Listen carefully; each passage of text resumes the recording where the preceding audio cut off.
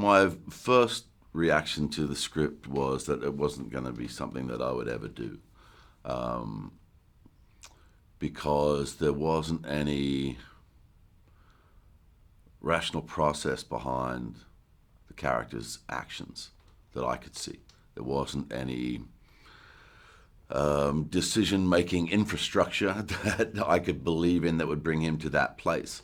There was only the result of his sort of singular belief that his life meant nothing and everybody else was to blame for that.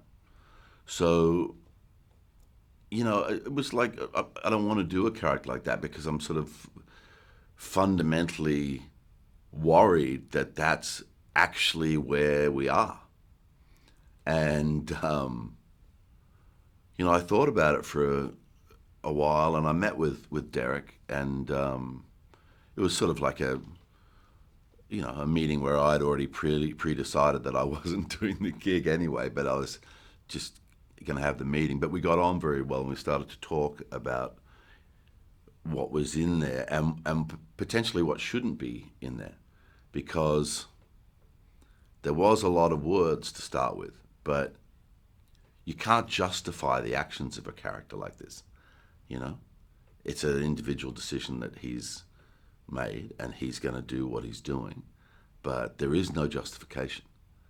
And we both agreed on that, So therefore, the challenge becomes, can you play a character who has absolutely zero charm or, humanity?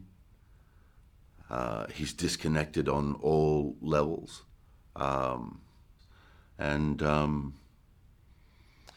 It sort of became a thing where the level of fear was such that then I had to do it. I had to face that thing and go, right, this is actually possible in this world because we've seen it happen, and then, so it's funny, all the way through the movies I've done, there's always like a cycle, and it comes down to that kind of decision, and I'm also really aware of what I have done in the past, and I don't respond to something that feels like a retread of something that I've done. So I'm always kind of looking for, even if it's a sliver or so, away or a slightly different direction, it's like, as long as it feels to me like it's fresh ground, and I've played a lot of characters with big journeys, and sometimes they do kind of outrageous things, but a lot of those journeys, there's a scaffolding beneath the character that gives him license to behave in that way, but this was a different thing altogether, and there was a lot of speeches in the original script that tried to sort of talk about sort of normal life experiences as being things that could tip you into this place. And I as someone who's, I'm just a human being. Everybody has. You've had, good experiences. You've had bad experiences. You've, been connected to tragedy and sometimes very close in your family, and, those things come on you and you bear them, and, you may be divorced or what, all of these things, you may have had bad luck business-wise, all of these things, they can add up as lessons and how you go forward and how you create, something better the next day. And that's my natural place of thought, So this was a very unnatural character to play for me. But I had a really good partner in crime. My relationship with Derek is very simple, very easy. So it's to look at the trailer and to look at the movie, you would think that set was potentially fraught with tension, and it just was not.